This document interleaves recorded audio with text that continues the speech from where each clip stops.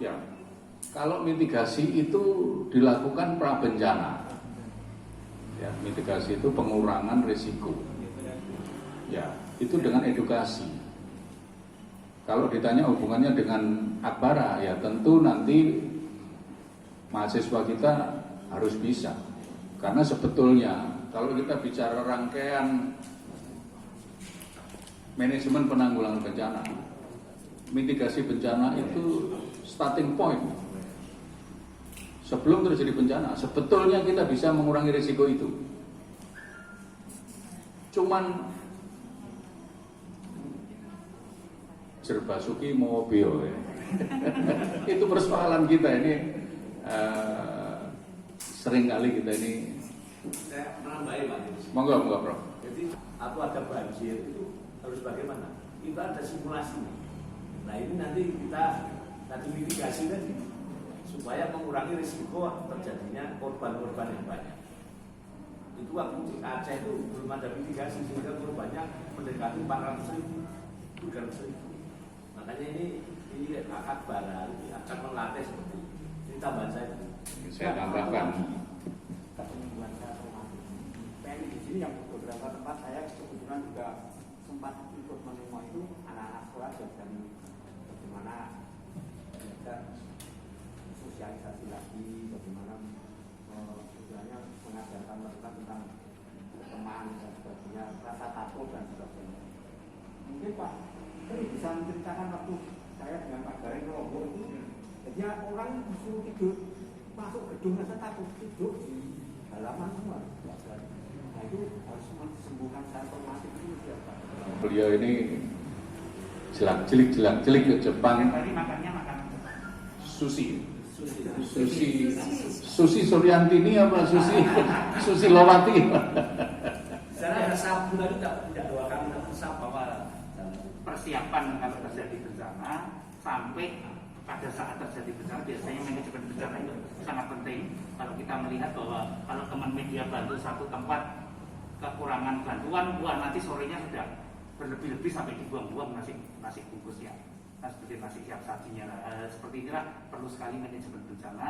Nanti salah satunya adalah bagaimana bencana ini bisa ditangani dengan baik dan benar. Bantuan pun juga sampai pada tempat-tempat yang membutuhkan dan tepat guna yang dibantukan tidak berlebihan atau kurang. Nah inilah yang memang banyak sekali karena manajemen kurang bagus, kadang-kadang yang mau memberi donasi pun bingung mau lewat siapa.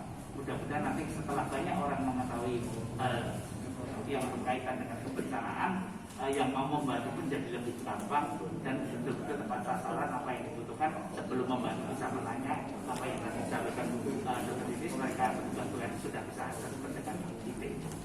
Jadi tidak hanya membantukan hanya kalau ada berita seperti ini kadang-kadang ya sudah semua disalurkan ke sana, padahal yang lain juga masih butuh, tidak terbagi, yang di kelebihan sampai berlebihan.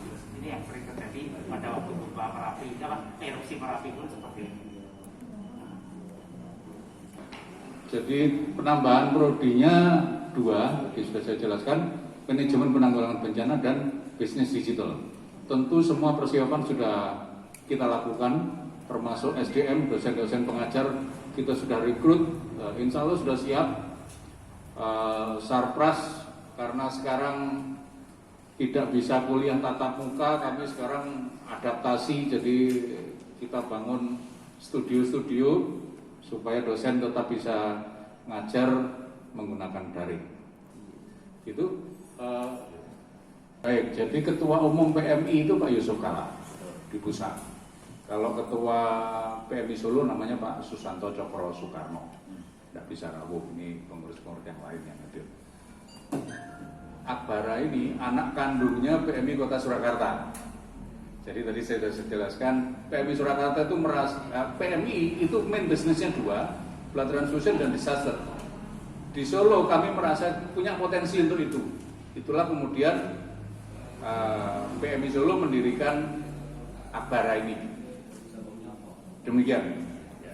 Kembali ke meta tadi yang katakan, berjalan paralel. PMI ya tidak akan terganggu. Pelayanan jalan yang menghandle karyawannya beda, di sini juga sendiri. kita ada karyawan yang terpisah.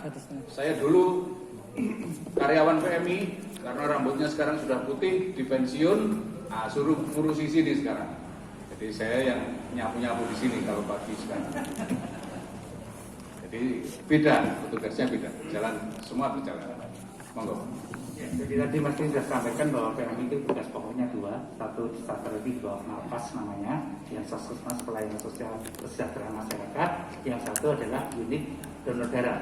Dulu unit transfusi darah, tapi karena PMI tidak mentransfusi, sekarang dikembalikan ke unit donor darah. Jadi satu adalah menyiapkan, tugas mulia kami menyiapkan darah yang sehat dan cukup untuk setiap kota kabupaten yang ada PMI-nya.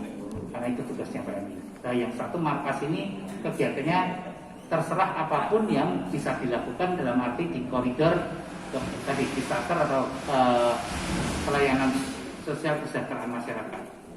Nah, kebetulan di PMI Solo pelayanan ini sangat-sangat banyak karena kami punya ambulan gratis 24 jam. Kami punya mobil jenazah, bahkan ambulan kami sejak minggu kemarin sudah dilengkapi yang khusus untuk COVID.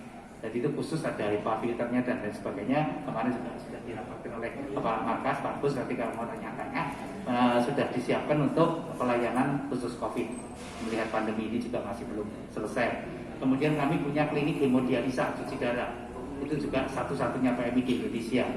Kemudian kami punya Ambara yang karena harus di bawah yayasan, kami membentuk yayasan yang isinya juga pengurus PMI untuk menaungi akademi ini dan sekarang menjadi Politeknik Ambara, abdi kemanusiaan dan untuk bangsa dan negara. Dirubah menjadi begitu karena dulunya Akademi Teknologi Bandara, karena sekarang 3 prodi. Jadi banyak hal yang dilakukan PMI Solo karena memang semua pengurus PMI ini, khususnya Pak Ketua kami selalu bilang PMI ini ladang amal kita bisa. Teman-teman bisa melihat kalau ada orang stres langsung aja laporkan ke kami. Selama kalau masih ada keluarganya mengizinkan, kita pun di sini sudah sekitar 800-an personil di sini dan yang sudah dipulangkan ke keluarganya, jadi rata-rata sekitar 150-an plus minus. Kemudian kami di sebelahnya ada pria lansia bahagia.